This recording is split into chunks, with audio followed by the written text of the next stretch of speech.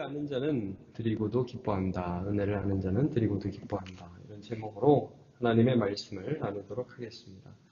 이제 역대상 28장과 29장 말씀은 이제 다윗이 성전을 위한 구체적인 준비를 한 다음에 이스라엘의 지도자들을 모으고 솔로몬과 함께 내가 어떻게 준비했는지를 얘기한 다음에 너희가 일을 성실하게 내가 죽은 다음에 하나님의 일들을 이어가라 하는 권면과 부탁의 말씀을 하고 있는 것입니다. 그 중에서 오늘 이제 29장 말씀은 어떤 말씀이냐면 지도자들에게 이제 권면을 한 다음에 이 하나님의 일, 하나님의 성전을 건축하는 이 일들은 이건 사람을 위한 일이 아니다.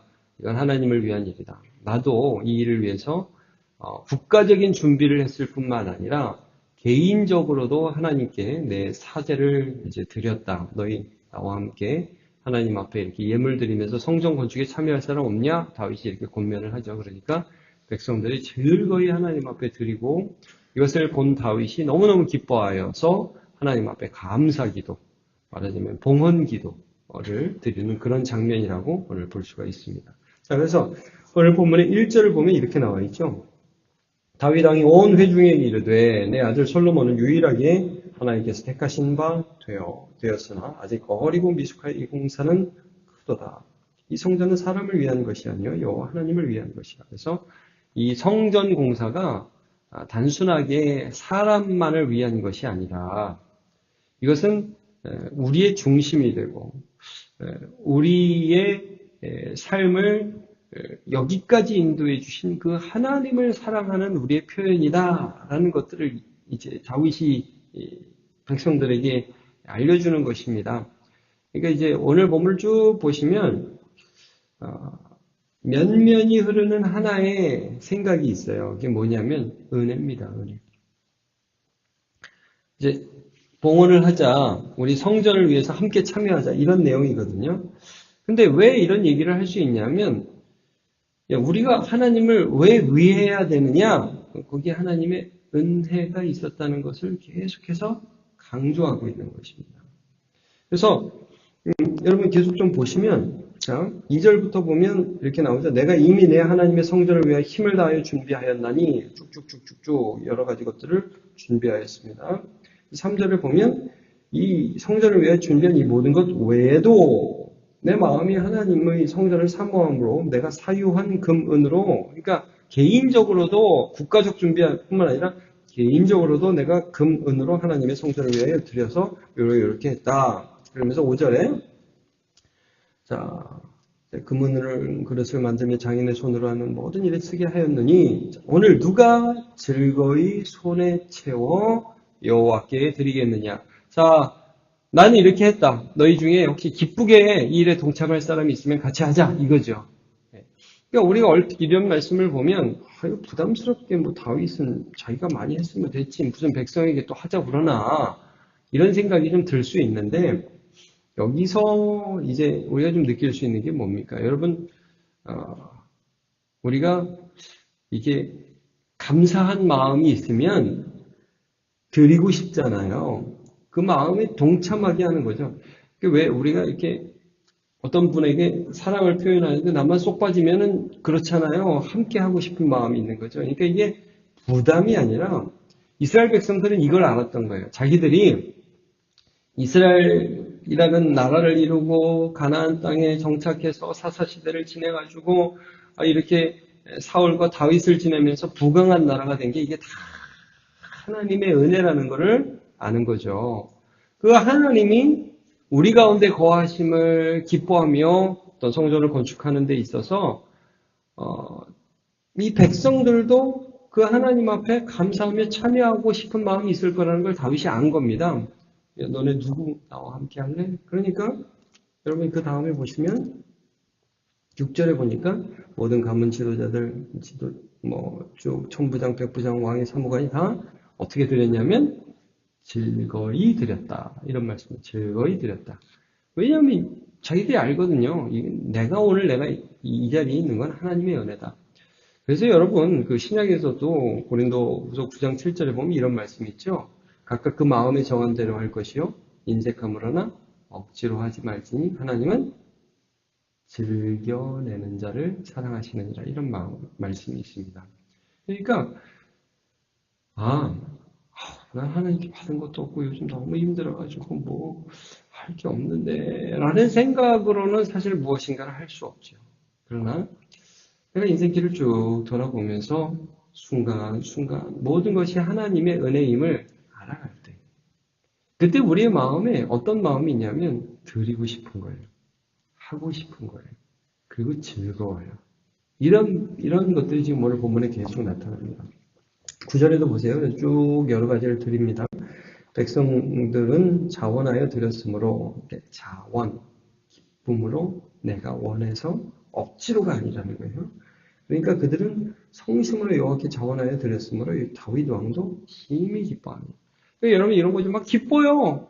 사랑하는 마음이 있으니까. 창세기 4장에 보면 가인과 아벨이 제사를 드리잖아요. 근데 하나님의 반응이 그 제사에 대해서 이렇게 나와요. 아벨과 그 제사는 받으시고 제사 제물만 받는 게 아니에요. 아벨을 받는 거죠.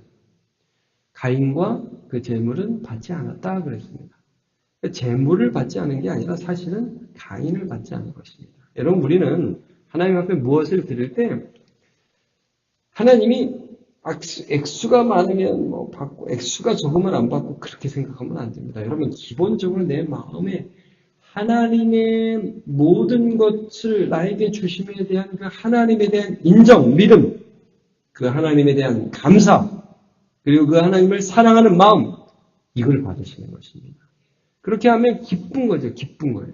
그래서 여러분 그 다음 보면 10절부터 쭉 보면 이렇게 봉헌을 백성들이 쫙 하는 걸 보면서 다윗이 너무 기뻐하면서 감사 기도를 드리는 장면입니다. 여기에 다윗과 모든 백성들의 믿음이 그대로 나타나 있습니다. 이 기도에.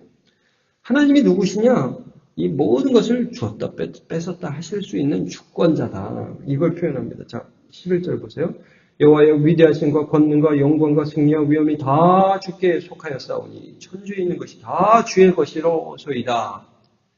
내가 갖고 있지만 이거 내 거 하나도 없다. 다 주님께서 주신 것이다. 그러니까 우리는 뭐예요? 주인이 아니라 청직이죠. 청직. 잠깐 맡았을 뿐입니다.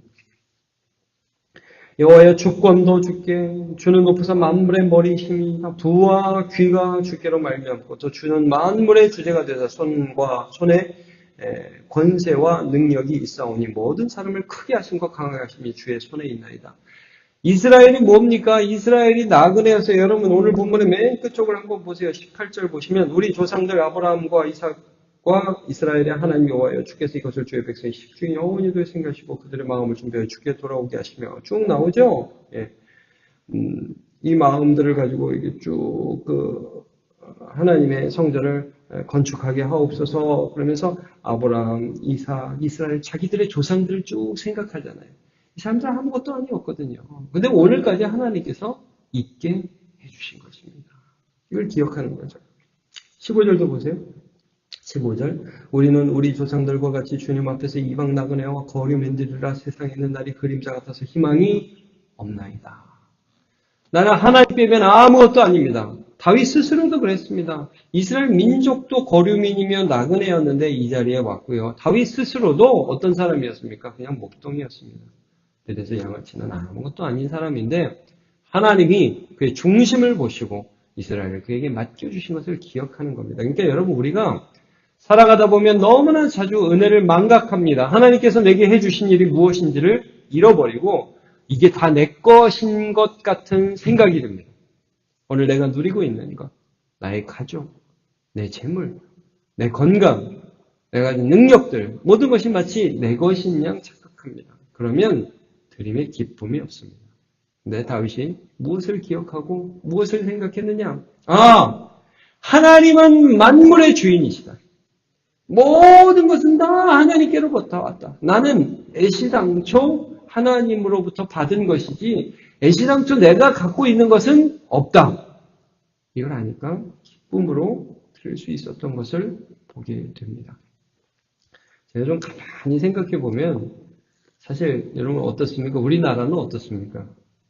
70년대, 60년대, 제가 50년대, 60년대 사실 안 살아봐서 모르지만 70년 전 어렸으니까 제가 잘은 모르지만 여러분 우리가 지금 누리고 있는 것을 그때 어떻게 누렸습니까? 그 교회 제가 어릴 때 생각해봐도 교회 이런 의자나 제대로 있었나요? 그냥 마룻바닥에 그냥 다 냉골에 와가지고 난방, 냉방이 어디 있습니까? 그런 데서 다 예배 드리면서 기쁨으로 주님 의지하면서 그렇게 드리고 하나님 살려주세요. 그래서 오늘까지 왔습니다. 그래서 은혜죠. 알면 우리가 그 은혜에 감사하고 드리면서도 기쁠 수 있는 거예요. 여러분 17절을 한번 보십시오. 나의 하나님이여 주께서 마음을 감찰하시고 그러니까 하나님은요 마음을 보신다는 거예요. 그냥 물질을 드린다고 해서 많이 가져서 고맙다 그게 아니라 마음을 보신다. 정직을 기뻐하시는 줄을 내가 아나이다. 내가 정직한 마음으로 그 모든 것을 즐거이 드렸사오니 이제 내가 또 여기 있는 주의 백성이 주께 자원하여 드리는 것을 보니 힘이 깊도소이다. 여기 정직이라는 말이 나오죠. 여러분 우리가 이 은혜를 모르면 물질을 가지고 거짓말합니다. 그런 예가 얼마나 성경에 많이 나옵니까? 여러분 아간 여리고성에서 전투하면서 하나님께 다 드려야 되는데 외투하고 금덩이 보고서 눈이 돌아가가지고 그걸 확 훔친 사람이 있죠. 하나님 나 훔쳤습니다. 은혜를 모르니까 소유에 빠져서 거짓말합니다. 게하시라고 여러분 기억하십니까? 엘리사의 사환이었습니다. 나아만 장군이 와서 고침을 받고 엘리사가 아무것도 안 받으니까 자기가 쫓아가가지고 선지성도 왔는데 좀 외투하고 좀 금덩이 좀 달라고 그렇게 해가지고 돈을 받았죠. 신약성에 가면 누가 나옵니까? 아나니와 삽비라가 나옵니다. 다른 사람들이 헌금 많이 하니까 자기도 많이 헌금하고 싶은데 내기는 아깝고 그러니까 조금만 드리면서 다 합니다. 거짓말해서 죽는 사람들. 그러니까 여러분 물질과 관련하여 정직하지 못한 삶을 살아가는 사람들이 얼마나 많이 있습니까? 그렇게 될 수밖에 없는 겁니다. 왜 이게 내 거라는 생각이 들고 이 물질이 내 소유라는 생각이 들 때 우리는 거짓된 삶을 살게 됩니다. 그러나 여러분 모든 것이 하나님으로부터 왔음을 우리 기억하려고 애쓰기를 축복합니다. 그래서 하나님 기쁨으로 드립니다. 하나님 내가 하나님을 인정하기 위해서 삽니다. 하나님께 감사하기 위해 삽니다. 하나님께 드리기 위해 삽니다. 하나님 저 모든 것 두고 갈 것입니다. 그러나 하나님 이 모든 것 받으시고 하나님께서 영광 받으시는 것이 저의 기쁨입니다. 이런 고백이 저와 여러분에게 넘치기를 예수님의 이름으로 축복합니다. 기도하겠습니다.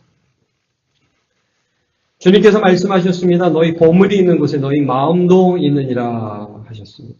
하나님 다윗과 이스라엘 백성들 그들은 거류민이며 나그네였고 아무것도 아닌 사람이었고 하나님 목동에 불과한 연약하고 부족한 인간이었습니다만 주께서 능력과 지혜와 힘을 주셔서 고난을 이기게 하시고 하나님께 드릴 수 있는 힘이 있게 하여 주셨습니다.